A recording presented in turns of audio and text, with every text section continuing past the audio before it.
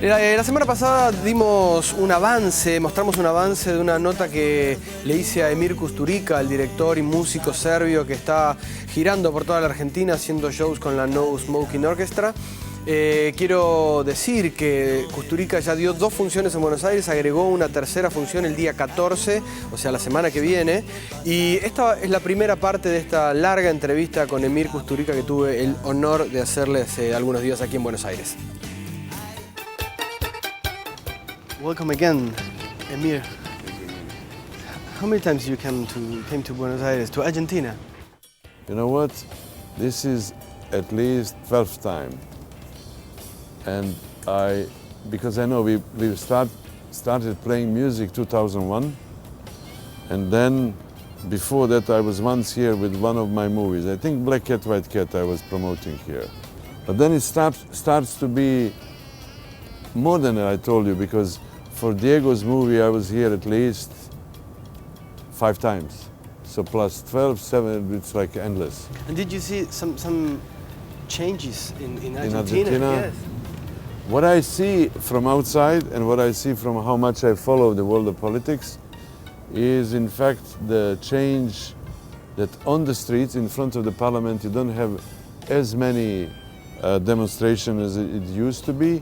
And I remember 2000 when I came, Kirchner was not yet doing his economic change. And I know that what he did was really good. Recovered a country's economy because he was pulling out the economic assets from International Monetary Fund. And this is, I think, the best what any country in the world could do. And he did it. And I think his wife is doing as well as you can do under these conditions, because the whole world is not working well. So why should Argentina be better than many? What do you think, why the other countries in the world don't do the same with FMI and everything? But you know what? The problem is that you have different periods in different historical periods. Different countries behave differently because there is a chain reaction that is caused somewhere you don't expect. For example, look at Serbia. We used to be a country not as big as Argentina, but 22 million, quite big, quite ready to produce goods and to survive, as the opposite from what we have now. You have 6 republics, small states, mostly nationalistic, mostly against each other, and living strongly to their memories of the past war.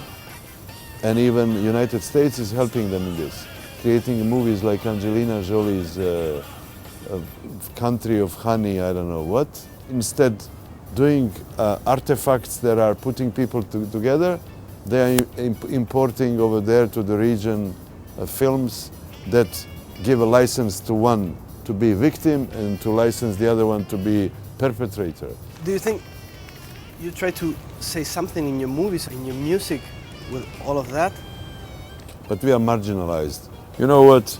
You have, when I was in jury in Cannes 5 years ago, as a president, I was watching a list of authors, and there is a surprising news.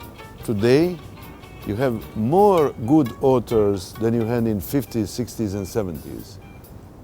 But we are so marginalized, and there is so much of shit flowing on the mainstream and growing in order to use the entertainment industry as an ideological tool, not to divert people from their existential perception of themselves, of history, of politics, of everything. And that's why whatever I say in my cinema about the world, whatever I say in my songs, it's put aside from those who create this balladic, string, beautiful, medieval age, not touching the issue of the life today at all. That's why I love Diego Maradona, because he appeared to be a football player and having an opinion, which is almost impossible, you know. If you are put against the wall and somebody tells you, make a movie about David Beckham, what should you say about David Beckham? David Beckham does not produce any dramatic element. His biggest drama is if he is taking one pair of shoes or another. And you have a Maradona who is compassion with the poor, whose compassion works for the rest of the humanity.